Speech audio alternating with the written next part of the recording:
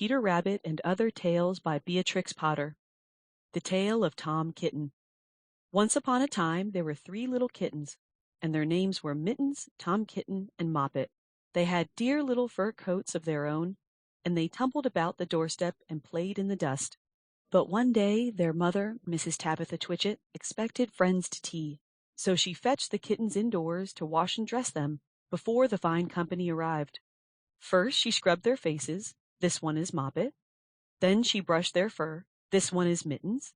Then she combed their tails and whiskers. This is Tom Kitten. Tom was very naughty, and he scratched. Mrs. Tabitha dressed Moppet and Mittens in clean pinafores and tuckers, and then she took all sorts of elegant, uncomfortable clothes out of a chest of drawers, in order to dress up her son Thomas. Tom Kitten was very fat, and he had grown. Several buttons burst off. His mother sewed them on again. When the 3 kittens were ready, Mrs. Tabitha unwisely turned them out into the garden, to be out of the way while she made hot buttered toast. "Now keep your frocks clean, children. You must walk on your hind legs. Keep away from the dirty ash pit, and from Sally Henny Penny, and from the pigsty and the puddle ducks." Moppet and Mittens walked down the garden path unsteadily. Presently they trod upon their pinafores and fell on their noses. When they stood up there were several green smears. "Let us climb up the rockery and sit on the garden wall," said Moppet. They turned their pinafores back to front and went up with a skip and a jump. Moppet's white tucker fell down into the road. Tom Kitten was quite unable to jump when walking upon his hind legs in trousers. He came up the rockery by degrees, breaking the ferns and shedding buttons right and left. He was all in pieces when he reached the top of the wall. Moppet and Mittens tried to pull him together. His hat fell off and the rest of his buttons burst. While they were in difficulties, there was a pit-pat-paddle-pat, and the 3 puddle ducks came along the hard high road, marching one behind the other and doing the goose step, pit-pat-paddle-pat, pit-pat-waddle-pat. They stopped and stood in a row and stared up at the kittens.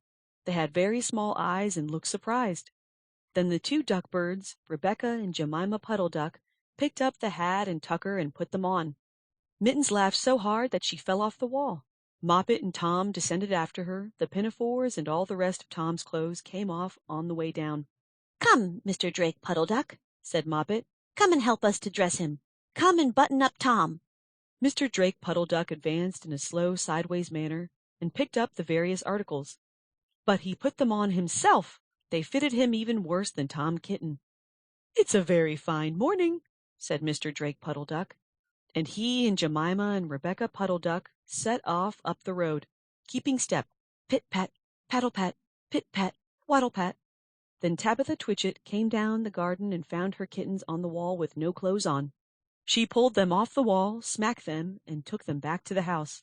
"My friends will arrive in a minute, and you are not fit to be seen. I am affronted," said Mrs. Tabitha Twitchit. She sent them upstairs, and I am sorry to say she told her friends that they were in bed with the measles, which was not true. Quite the contrary. They were not in bed, not in the least. Somehow there were very extraordinary noises overhead, which disturbed the dignity and repose of the tea party. And I think that some day I shall have to make another, larger book to tell you more about Tom Kitten. As for the puddle ducks, they went into a pond. The clothes all came off directly, because there were no buttons, and Mr. Drake Puddle Duck and Jemima and Rebecca have been looking for them ever since.